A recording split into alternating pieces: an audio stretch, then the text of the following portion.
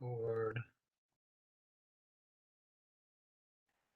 And I guess first off is Google is your really best friend, whether it's code or design. How to phrase your questions. Like the student asked this question, and I was at home, um, and I didn't even go into Maya, so all I did was just kind of look up what's happening with the manipulator tool. So I just Googled something like, well, there it is right there. Maya manipulator disappeared. And I started to click through the forum. So I just went to, usually, since it's Maya, I'll prefer the Autodesk forum. If it's Unity, I prefer the Unity forums. If it's programming, maybe Stack Overflow.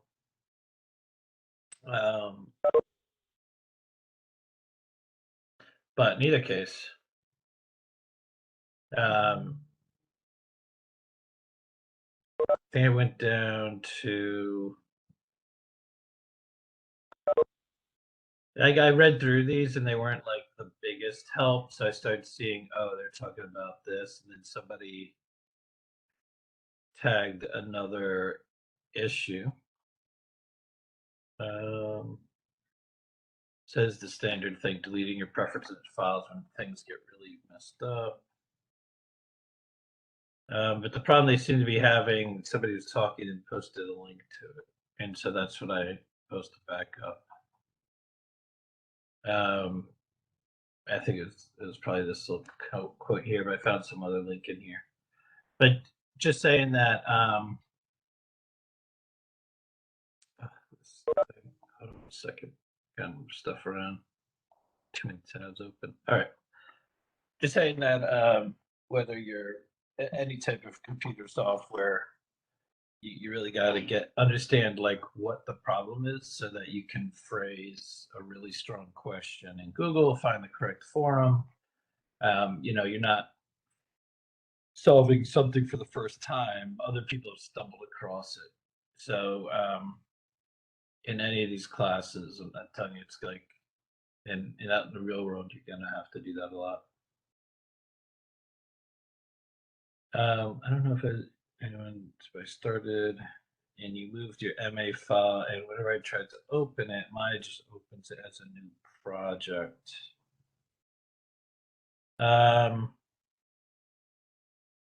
So I guess we can talk about files a little bit. This always troubled me. So I guess first off, the project window. So yes, if you're not using any external files, anything else except like the Maya scene, then you can bring over the Maya scene and just double click it, and yeah, it'll open up. It'll like try to like open up a new project, but your content, your Maya content, should still be in there. Your scene data, MA and MB. Usually the default is MB. It's a binary file. It's lighter weight. You can't open it. But for whatever reason, that student had an MA, an ASCII file, text file that you can open up and look at it. But it's a heavier file. I mean, in either case, these are the two files to save out your Maya scene.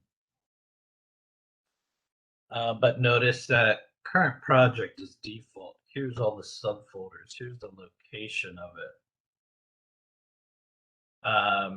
And if you wanted to, you can create a new project. You can go to a new location. You can write out the name of the root folder. And what it does is it creates these subfolders underneath it.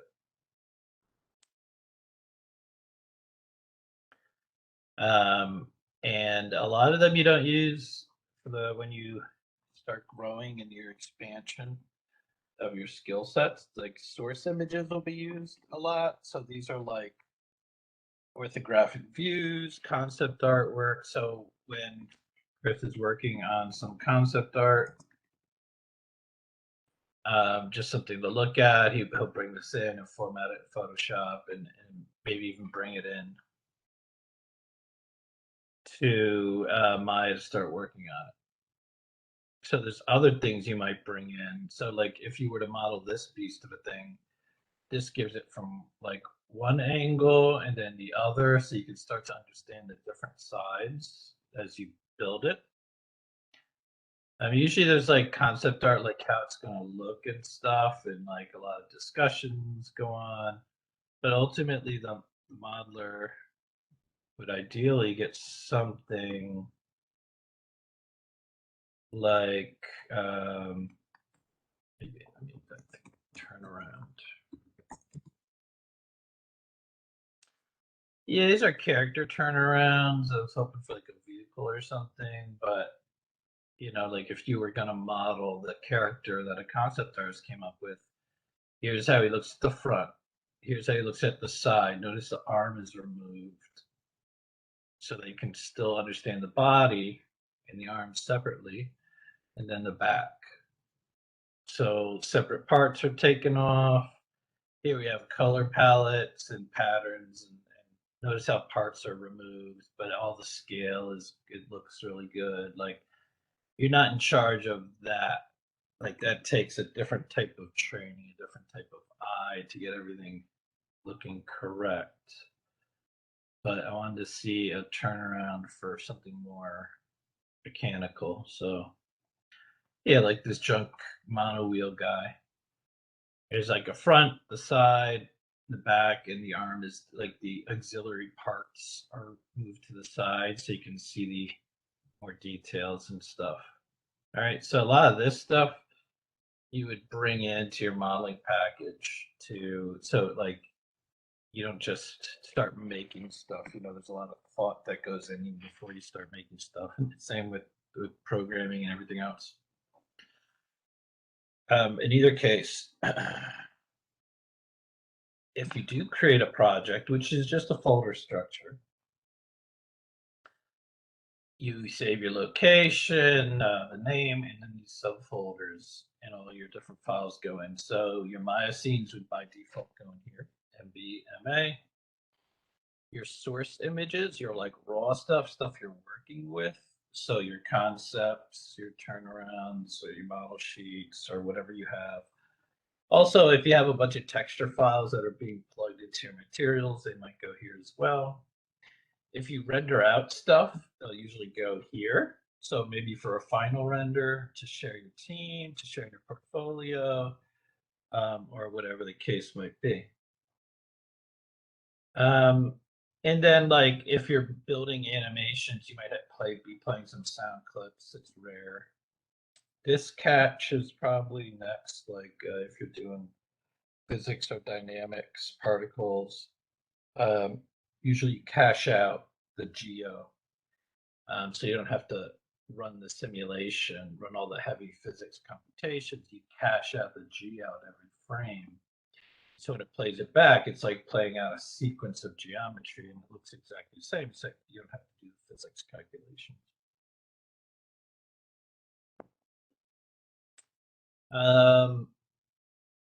The autosave, if you turn that on, and so on. So the student was asking, it looks like they brought an MA file over from PC to Mac, and it just opens as a new project.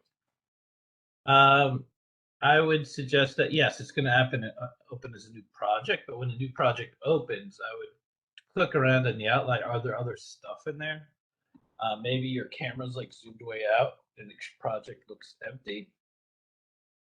I'll just move it over here. Or maybe you're not framed up, or maybe the stuff is hidden, or if the whole file is broken, then yeah, you can open it. It'll be a new project. It'll be empty. So there could be a range of causes for this, and I don't know if the person's on. Maybe you could just write in the chat panel if you're here. That would save me from writing stuff. Okay. So I don't have to answer you. So anyway, that would be my answer to that. Let me know if you need any more help. Another way is if you're going between operating systems and things are failing out, besides saving,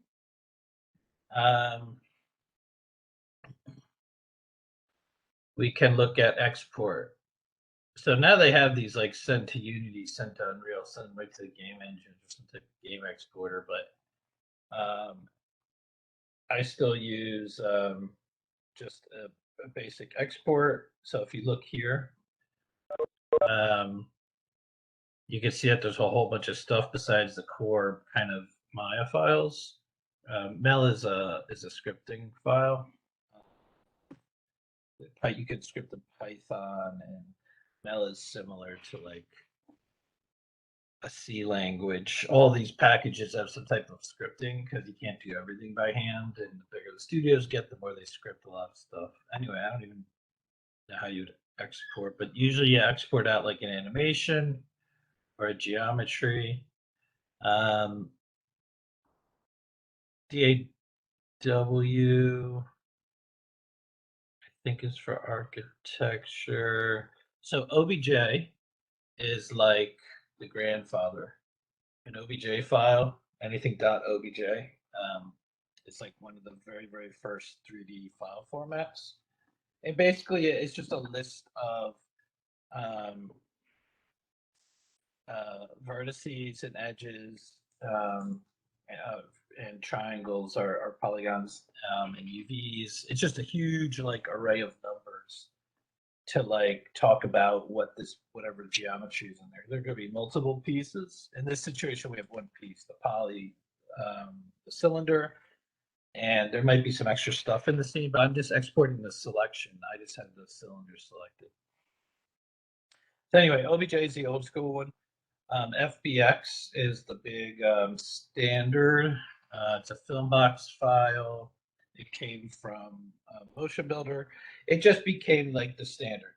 So it's a standard way of like getting your 3D objects out of the package. You got to bring your 3D objects over to Substance Painter. Normally it was like FBX. You got to bring them over to Maya. Or, I'm sorry, Unity or Unreal. Let's bring them over in FBX or Sketchfab. It's a very universal file. And again, it's just describing the geometry, but just raw data, just number arrays. Arnold USD. Now, USD is like the big hotness these days. So all like new tech stacks, new tech platforms that are involving 3D. So for example, Apple's AR kit and Apple's like basically their entire AR platform, reality kit, and just everything on their phone. If you were developing in Swift or whatever and you're building an iOS app, USD is like the standard way to bring in 3D objects for use on your like iPhone AR app. All right, so you can export out files too. When you export them out, they'll have different options here. There's already the current preset you see here. So we can move this window a little bit. Okay. So the preset's pretty good. If you clean up your stuff beforehand, you name it, you remove history when you need to, you make sure you're only exporting some things as you really need them. You pretty much will get light files. But if you were working in a team and you had a more established file, you might actually go in here and have your own preset, and you might not like want history or expressions. Expressions are like light little scripts that can do things. So they can deal with like animation, or it's just a way to like not full blown automation like a Python script, but like you can write little expressions in the window, and you can do stuff besides just clicking and dragging on stuff. In either case, so the include. So you can see there's a lot of stuff about the geometry. Some stuff carry over, some stuff don't. And this is the basics that usually come over well, especially if you're moving between like Maya and Max or between all these different 3D packages. Like smoothing groups is a thing that comes out of Max, but not a lot of other packages use it. So convert NURBS to something else if they're in there, and what have you. So animation. So getting FBX out, your animation out as an animation is really used a lot.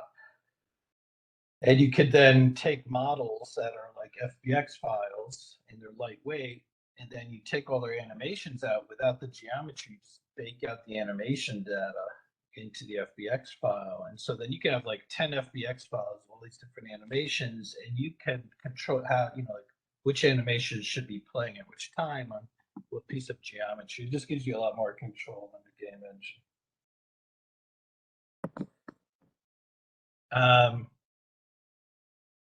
The cameras that are in the scene, if you sometimes people like frame up and they'll do like camera animations called cinematic animations, and they want to like do that in Maya, and then they'll export out the cameras and their animations and bring them over into the game engine.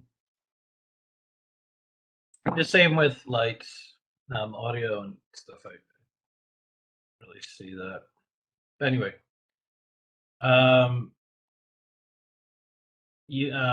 units and access are huge. So this might trip you up.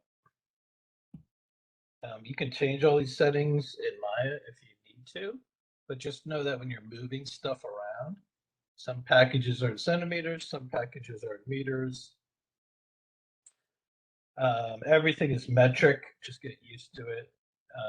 The whole world's metric, and so like all of the game engines and their algorithms and everything is metric based, and all of our science classes are anyway.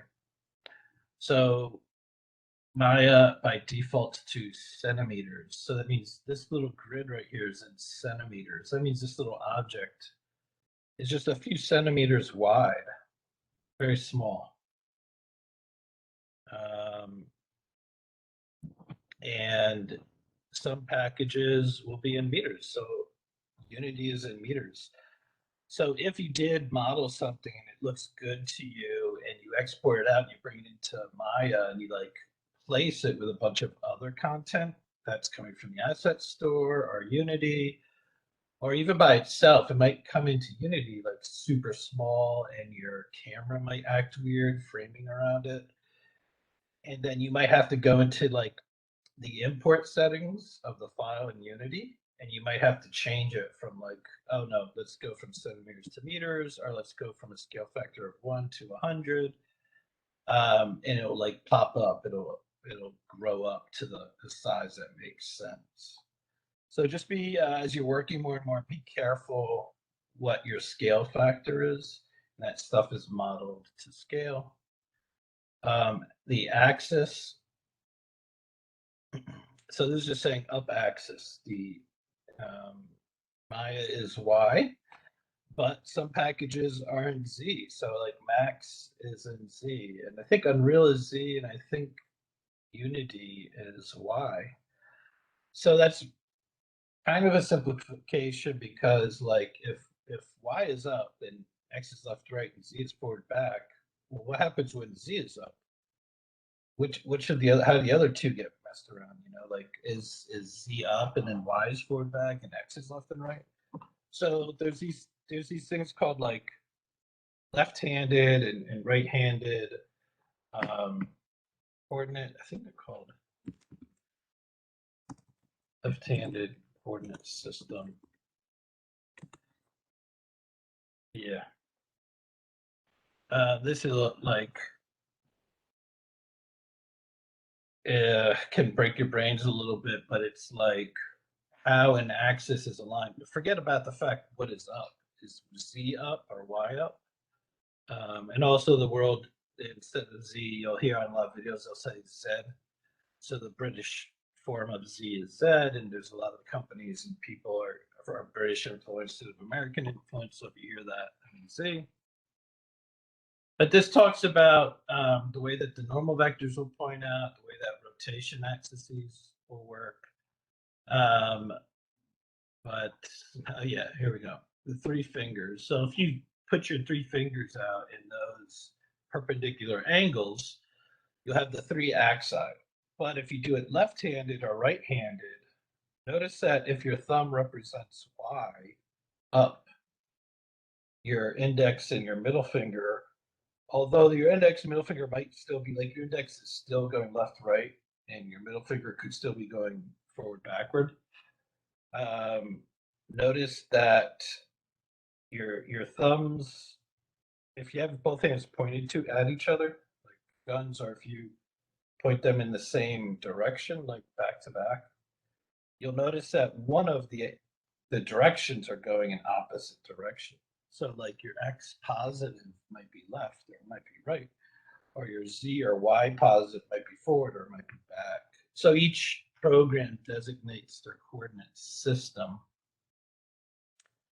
So just know that an axis Y up, Z up is kind of a simplification, and it gets a little bit more hairy. So if you bring your objects in and they're like rotated weirdly, and you always like every time you bring your objects into Unity or Unreal, and you have to like rotate them 90 degrees or whatever, um, you can manually do it and fix your problems. But down the road, think about your axi is Y up or Z up, and even beyond that, even if you're translating from one program to another, Y to Y, one might be left-handed, one might be right-handed, and you still might get some wonkiness. So just some things to be aware of.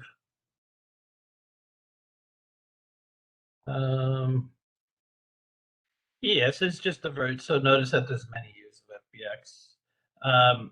Some like 2020 used to be wonky, and like you had to like use like 2018 and some type of program transfers, but I think it's gotten more stable.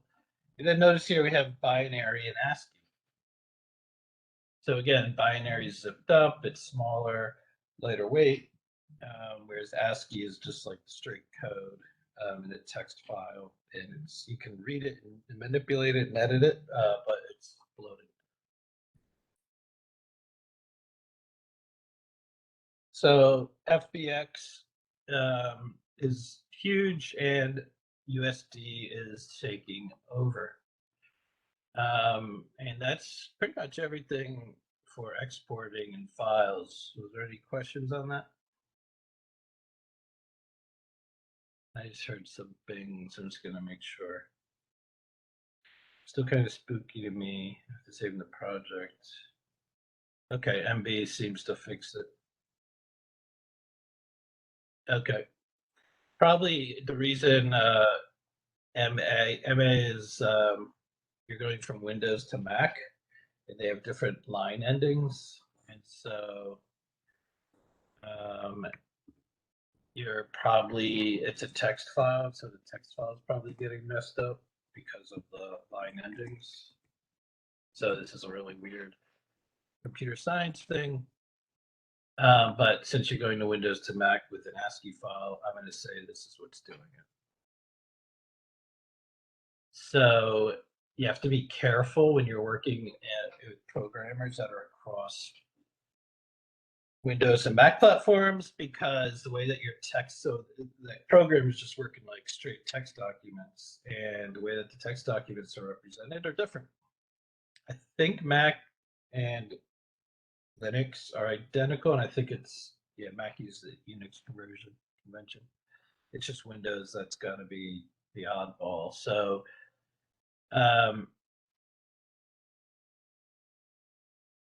so let's see, Unix line endings are terminated with a new line character, also referred to as LF line feed. Windows line are terminated with a combination of a carriage return /R and new line referred to as CRLF. So carriage return, line return. And Mac uses a single carriage return, which is not Unix. So that's, although it's Unix convention, but it's not new line. So it's like 3 different ways. Anyway, it's a mess. And I'm pretty sure this might be why your MA file is not doing well. All right.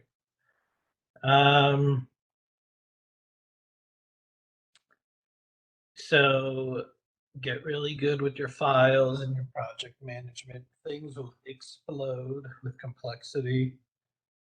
Um, so just make sure that you're on top of it. Good names on your objects, good names on your files, split up stuff, don't put everything. So I guess I'll just take this object and I could just start duplicating it. And I'll just take these guys and duplicate them. And if you're working with a very complicated scene, look how, this just can blow out to hundreds of objects. It's just insane to manage. So one thing to note is like if you want like a working scene, not just a mess scene where you're storing everything, that's great. But usually when you need to like really get work, really be working on something, you need a clear scene for a clear mind. So just copy over what you need into a simpler scene and keep working there. You can always drag and drop stuff between the scenes. Another thing is show and hide are going to be really helpful. So notice how I'm like moving around and it's hard to look at, especially when you're looking at orthographic view. And I just can't tell what is what. And I can't see behind these layers and stuff. And yes, there's like X-ray view that helps.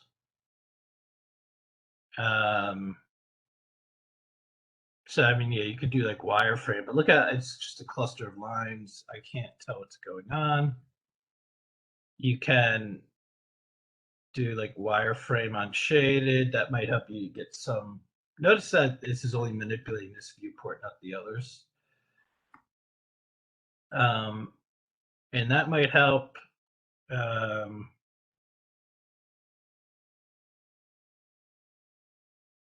there used to be like an X-ray mode. So X-ray. Okay, maybe that's just for joints. So like, okay, here's X-ray mode. I could kind of like look through and see what's going on. Maybe turn off the grid to try and help me out, see what's going on. Sometimes it's good, sometimes it's bad. Joints make things even crazier. These little bones that go underneath the geometry that you rig them and then you can animate, get like soft animations. Anyway, got to get used to grouping stuff first off. I think it's just Control G. Yeah. So these are null. So groups are nulls. Is like an empty placeholder used for organization and hierarchical needs. And you'll see them in the game engines. You'll see them in 3D packages, and they're really useful. And they have many different names: parents, groups, nulls, what have you. But name it. Put the corresponding parts that make sense into it. I think it's middle mouse drag for Maya. Yep. Even within here, you can create groups, or if you don't, if sometimes I just grouped the whole null. So I'll just create another group. I'll drag it in here. So you can make just whole hierarchies of groups that make sense to you. You can also just drag geometry under geometry, and they'll like contain that other geometry as needed. So we have two parts here, and I can just move one and they both move, and one rotates around the other. It's a little bit better convention to have groups as that kind of first sorting layer. So if you wanted this type of hierarchy, that's great.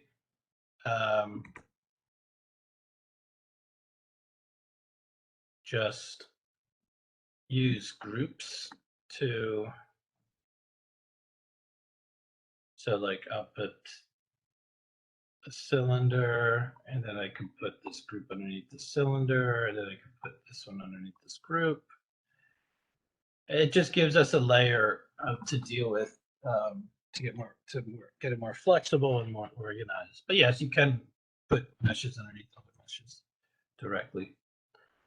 But then it'll be easier to say, oh, this whole group right here, I'm not using it right now for whatever I'm doing, my modeling or my animation. So I can just hide that. And notice that I just hit the top of it and all of them went away. Now they're still there, they're just not being rendered. So if I take a bunch of these and I bring them in here and I say, oh, this group also, I'm not really using right now. I'm doing other things. I'm going to hide that.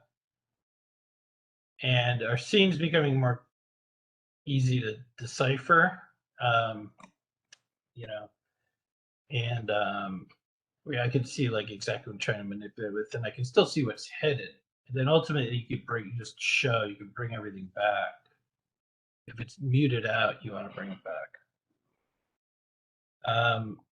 Also, I forgot about layers.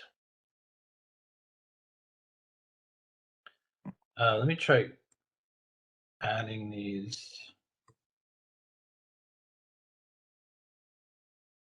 sets. We don't need to worry about them.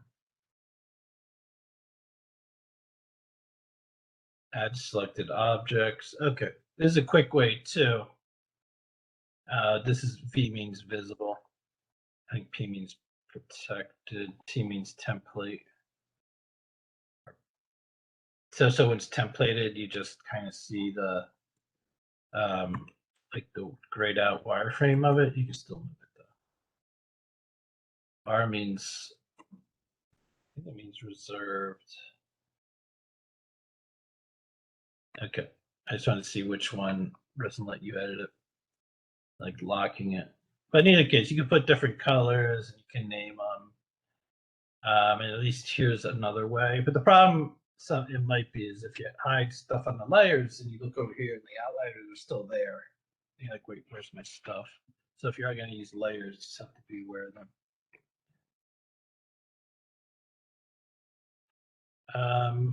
Yeah, that helps with visual clutter.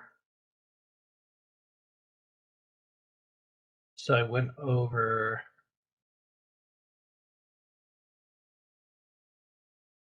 Let's see, I went over channel box and let's see, attribute editor, channel box.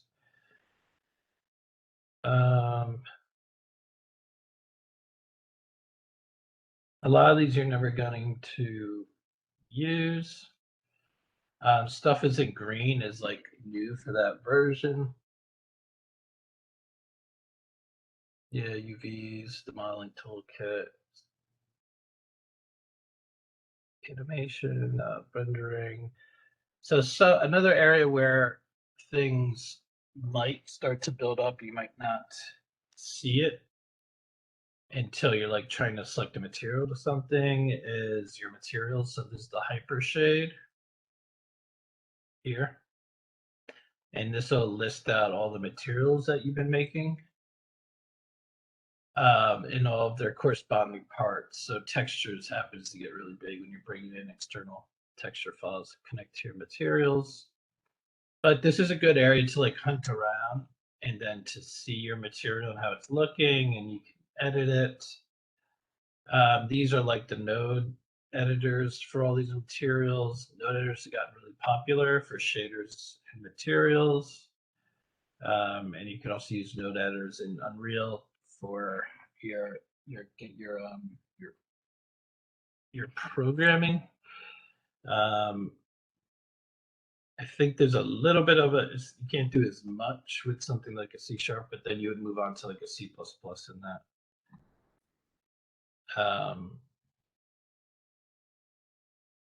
Oops. Sorry, I was like, I feel like a little wiped out today. Still recovering or what have you. Okay. Yeah. So you could delete stuff. You can copy materials. You can like rewire them, but this is getting really advanced. Usually what you do is you can rename them, order them, edit them, delete them, copy them. And that's what you'll do in the hyper shade.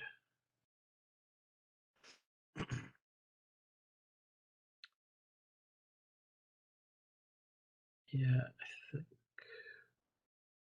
Is there any other questions? Is anyone getting hung up? Some of the tools acting weird?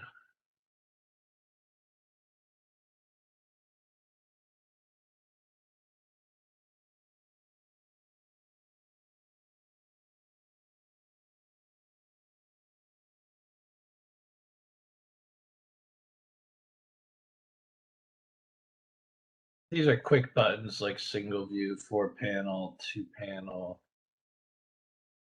Again, if you ever really mess things up, so you go to Windows and you could just reset the whole thing. So in workspace is just reset. Are the videos making sense? You able to move along through them? And it looks like in 2 classes. Yeah, at the end of next week. So on this Sunday, the 21st, we're going to be doing our deliverable. And then we'll probably do a review on the 22nd. Yeah. So you have like almost 2 weeks still to work, but one last class before the drop. How's everyone feeling with that? Okay.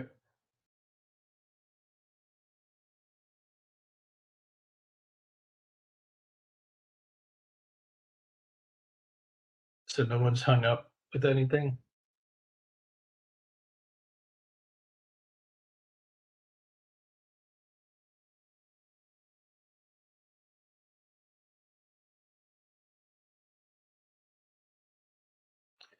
Is there any other parts that I can talk about? Search and replace is useful. If you have a lot of parts, you can rename. So part of cylinder.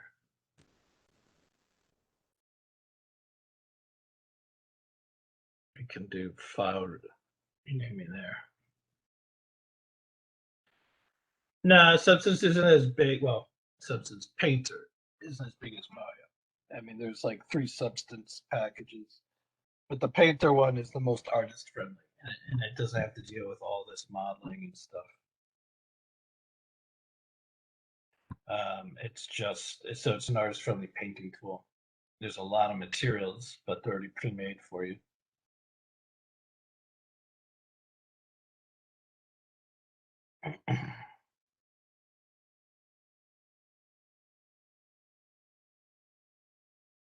All right. I'm not feeling like I think I'm gonna wrap this up, but let me know. I mean, you can hang out if you have questions, um, or we could talk more in Discord. But you can let me know if you have anything that needs to talk about in class today.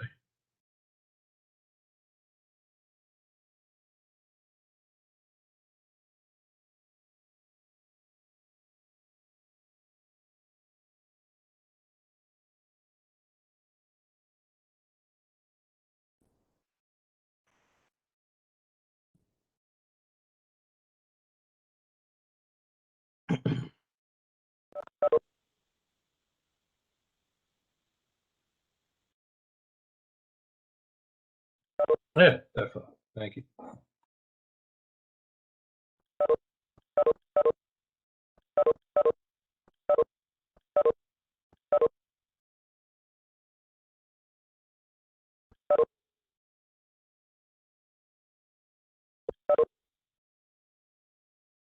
Professor? Hello, can you hear me, Professor? Yes. Okay, I just had a couple questions. So when we're watching the videos, are we supposed to go like exactly according to the concept art, or are we supposed to uh like can we make like changes? Most students won't make changes, but do you want to? Uh, I'm not sure. I'm just wondering if it would be okay for me to, if like there's Definitely. okay. I mean, I would say first model as is, Uh-huh. Yeah. and then you can always duplicate can try to deviate, try to be creative with the parts. Okay. And also, was I supposed to be screenshotting my progress every week? Uh, No, I mean okay. for your own record,